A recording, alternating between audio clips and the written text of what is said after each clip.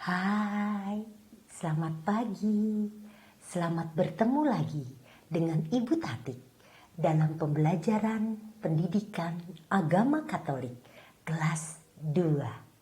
Pelajaran yang keberapa? Yang kedua.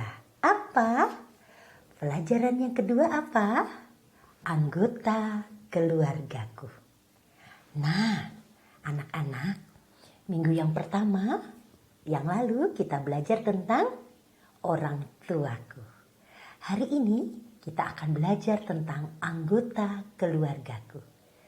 Yuk, kita menyanyi ya. Saya satu keluarga. Saya satu keluarga. Saya satu keluarga, saya satu keluarga. Pam pam pam, majulah ke depan, mundur ke belakang.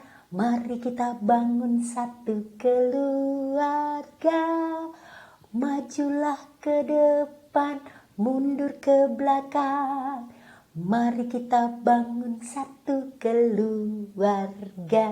Oke, hari ini kita satu keluarga. Ya, kita mau belajar sebagai satu anggota keluarga. Apa tujuan pembelajaran kita hari ini? Ada yang tahu? Kita mau belajar tentang yang pertama adalah apa? Iya, kita mengetahui apa? Jumlah dan nama anggota keluarga. Siapa-siapa yang ada di rumah ya, yang disebut dengan keluarga. Yang kedua, kita akan belajar tentang sikap yang baik terhadap anggota keluarga. Nanti kita akan belajar dari tokoh perjanjian lama. Oke, siap? Kalau sudah siap, mari mendengarkan. Kita mau belajar dari Yusuf. Siapakah Yusuf itu? Yusuf ada dalam perjanjian lama. Iya. Kalau bicara tentang keluarga Abraham, Abraham menikah dengan siapa? Dengan Sarah, diberi satu anak tunggal, yaitu Ishak. Kemudian Ishak menikah dengan Ribka, punya dua anak kembar, yaitu Esau dan Yakub. Nah, Yakub mempunyai dua orang istri. Yang pertama adalah Lea dengan 10 anak, dan siapa yang kedua? Rahel dengan 2 anak. Di antaranya adalah Yusuf dan Benyamin. Ya, sampai sini jelas ya. Nanti tidak ada yang bertanya ya. Oke, kisah tentang Yusuf masih ingat? Terkenal loh di dalam perjanjian lama. Bagaimana Yusuf dibuang oleh 10 kakaknya. Kenapa dibuang? Karena kakak-kakaknya tidak suka. Karena Yusuf sangat disayangi oleh ayahnya Yakub. Kenapa Yusuf disayangi oleh Yakub? Karena Yusuf adalah buah cinta antara Yakub dan Rahel. Karena dulu Yakub mencintai Rahel. Tetapi Laban, ayah dari Rahel dan Lea, memberikan anak perempuan pertamanya, yaitu Lea. Dengan Lea, Yakub mempunyai 10 anak. Nanti lihat di kitab suci ya, ada Dan, Naftali. Ya, nanti banyak, Ibu Tati hanya hafal 2. Nanti 10-nya kamu menghafalkan ya, 8-nya. Ya. Nah, anak dari Rahel, dari perkawinan dengan Rahel, Yakub dan Rahel diberikan 2 anak, yaitu Yusuf dan siapa? Benyamin. Ya. Nanti kalian baca kitab sucinya ya. Pasti kalian bisa. Nah, Ibu Tati mau mengajak kalian untuk bertanya di dalam rumahmu, berapa jumlah anggota keluargamu? Hitung. Dengan kamu ada berapa? Ya, hitung. Tuliskan siapa namanya. Jadi tulis berapa angka dalam bentuk angka jumlah anggota keluargamu dan siapa namanya. Jangan bingung, lihat di rumah, tanyakan ya. Oke, nanti ditulis ya di buku catatan ya.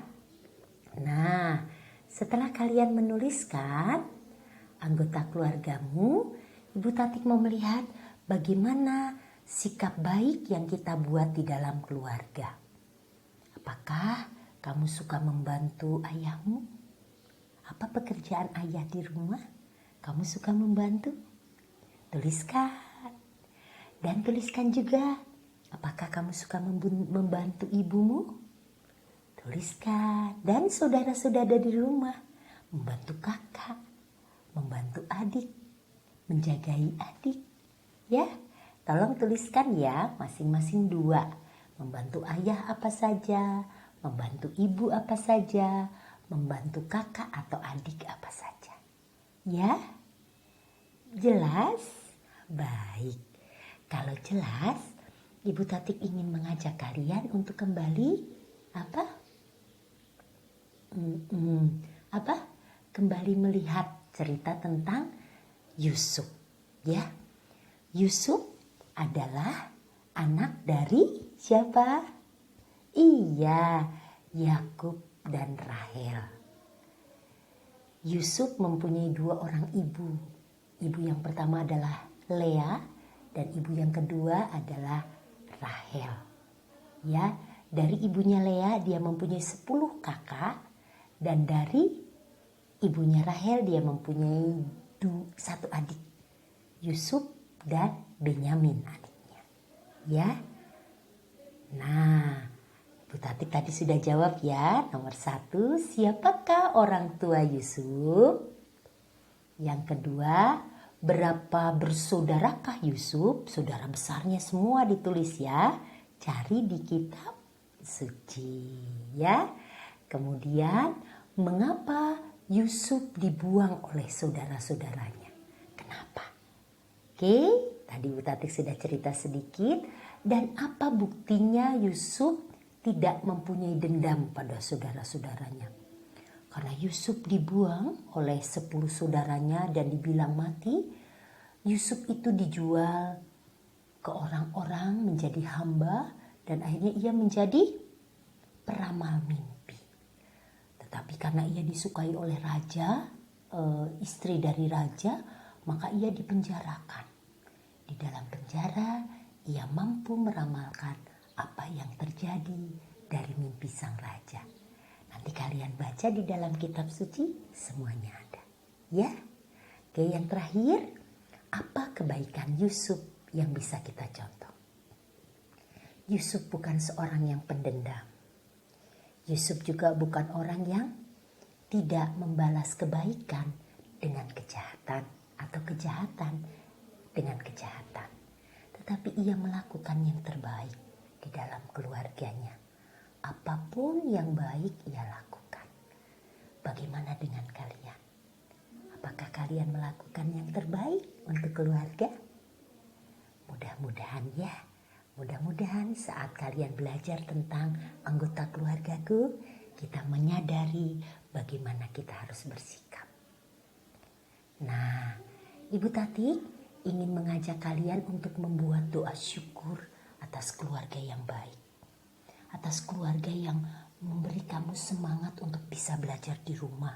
Padahal mereka harus bekerja, harus mengerjakan pekerjaan rumah dan menjadi pendidik bagi kalian. Kita mau bersyukur untuk keluarga yang baik. Bisa mengurus kalian dengan baik.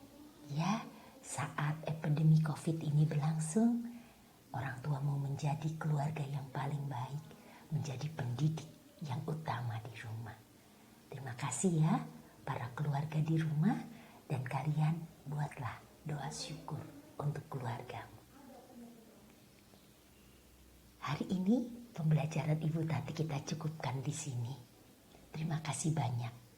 Hormatilah keluargamu seperti kamu mencintai keluargamu sendiri. Salam merdeka belajar. Semoga semua makhluk bahagia karena kita melakukan perbuatan yang baik. Sampai jumpa.